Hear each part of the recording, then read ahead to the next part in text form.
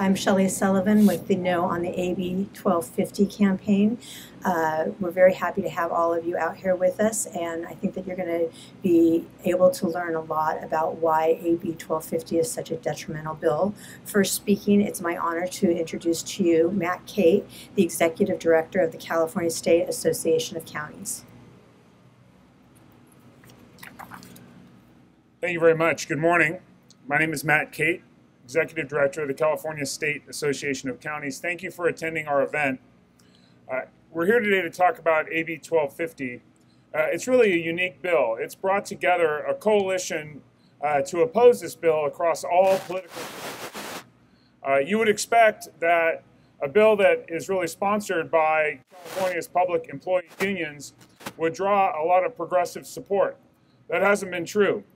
We've seen Californians across the political spectrum opposed. Editorial boards from conservative papers, but also the San Francisco Chronicle and LA Times. Law enforcement, of course, but also service providers that provide services to California's most vulnerable. Counties, yes, conservative counties in the valley, but also the most progressive along California's coast. The reason? Because AB 1250 is politics at its worst. It jeopardizes county services for the most vulnerable amongst us, low-income families, battered women, children and seniors who rely on county services every day to improve their quality of life or just to survive.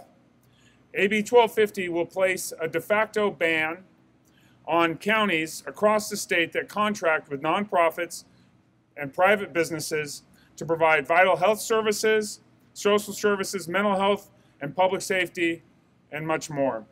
The restrictions and new bureaucratic requirements in this bill serve only one purpose: to ultimately prevent counties from contracting out for services of any kind. Counties rely on our local nonprofits and private businesses to provide services that they can't do themselves. They don't have the internal staff or the expertise to provide these services, and so these contracts are vital to us. AB 1250 is a direct attack on local control. County supervisors are elected by their small group of citizens who seek their representation and who ask them to deliver services to their local communities in the most effective and cost-efficient way.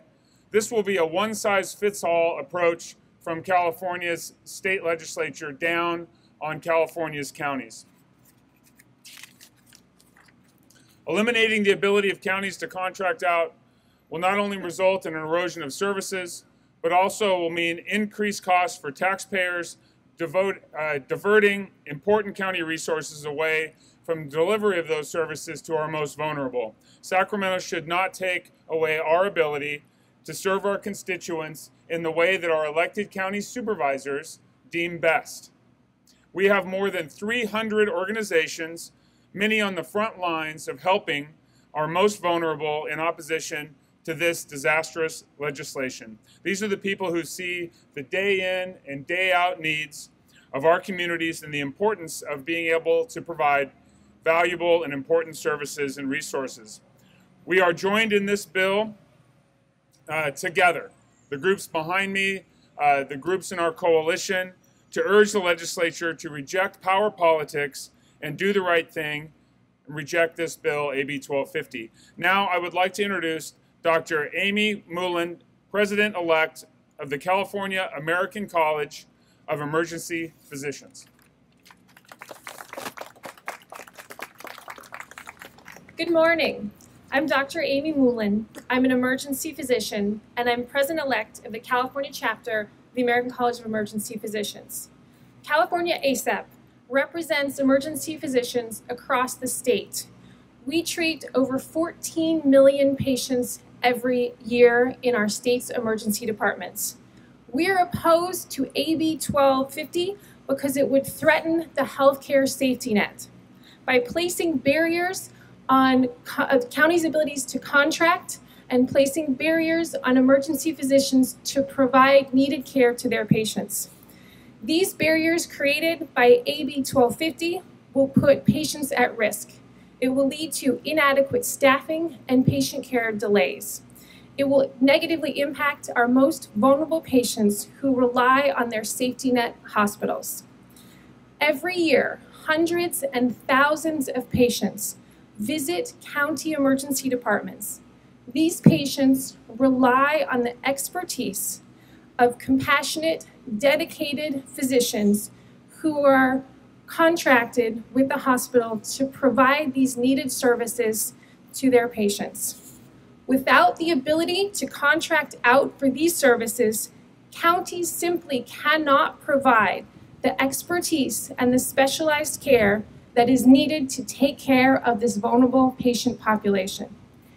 Simply, AB 1250 puts patients at risk.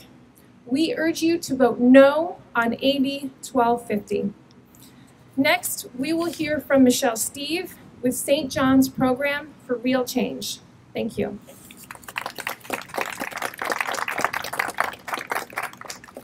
Thank you. As Amy mentioned, I'm Michelle Steve. I run a program called St. John's Program for Real Change here in Sacramento. We were started 33 years ago on the steps of St. John's Lutheran Church. We serve up to 270 homeless women and children every day. That translates to about 1,000 a year. And just to give you a little bit of a flavor for the women and children who come into St. John's, the majority of them are dealing with drug addiction, with mental health, with criminal histories, with lack of education, lack of high school diploma or GED. 100% don't have stable work history, and 100% live at or below the poverty level. We're an 18-month program that helps these women and children make real and lasting change in their lives so they can permanently exit the cycle of poverty and dependence. The County of Sacramento has contracted with St. John's to serve homeless women and children for over 2 decades. AB 1250 would effectively eliminate Sacramento County's ability to contract with us. Moreover, it would eliminate the ability for Sacramento and other counties to provide multiple pathways out of homelessness, which is a necessity. Placing a de facto ban on counties' abilities to contract with nonprofits like ours certainly puts our future at risk, as well as the futures of many other nonprofits up and down the state. But counties contract with a lot of different, the bigger concern, however, is that it will put the futures of the women and children at even greater risk, the futures of all the people that these nonprofits serve up and down the state. Make no mistake, the intent of AB 1250 is to increase government jobs. More government bureaucracy with narrow-minded and one-size-fits-all approaches that are typical of government bureaucracies will only increase homelessness and other of society's social ills. Let me share an example of a bureaucratic policy response in our world of homelessness. For the last 10 years, we've followed a policy created by the bureaucracy called Housing First. Housing First advocates getting the homeless in housing right away and not requiring any accountability, not requiring any sobriety. Counties that have been following this approach over the last decade are not seeing many results. In fact, here in Sacramento County in the last 2 years, homelessness is increased 28%. In Placer County in the last 2 years, 27%. In LA County for the last 2 years, 23%.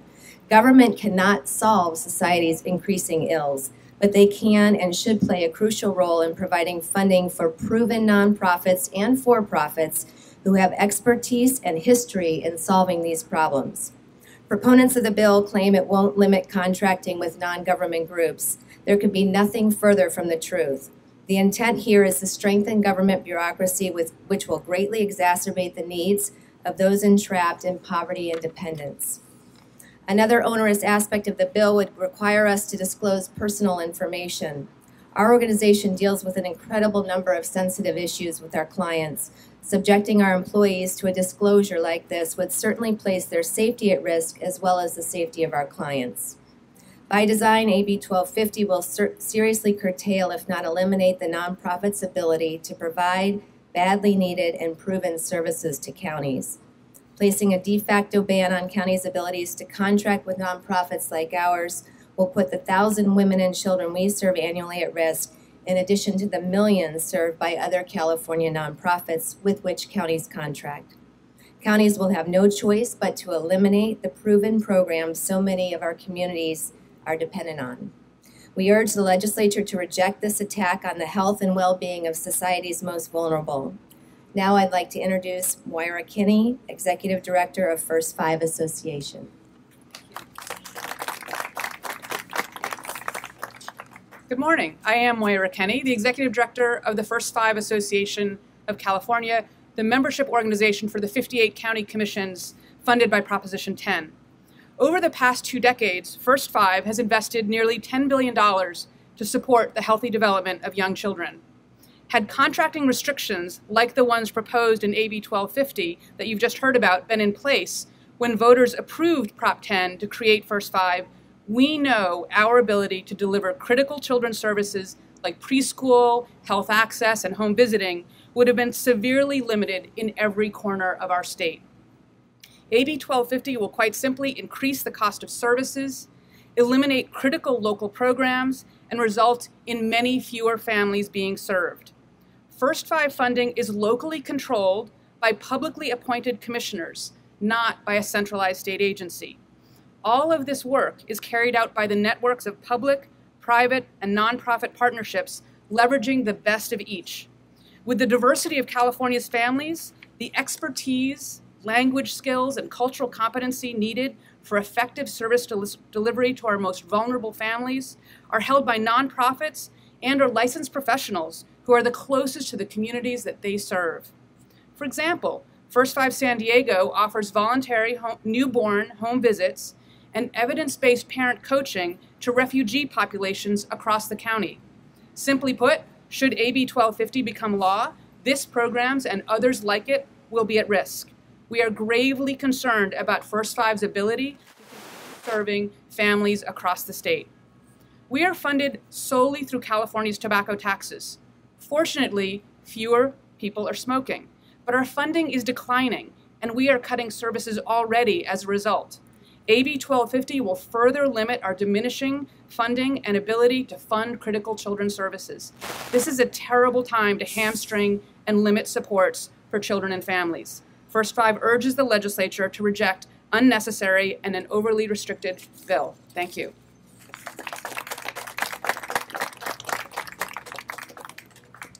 Thank you very much for being here. I want to especially thank our coalition partners in attendance, the California Hospital Association, Dignity Health, the California Disability Services Association, the California State Alliance of YMCAs, California Alliance for Child and Family Services, the Upton Family Services, Foster Hope Sacramento, American Medical Response, California Coalition for Youth, California Chamber of Commerce, and Larkin Youth Services of San Francisco. Thanks again for being here. We'll all be available to address any other questions immediately after this event. Thanks again.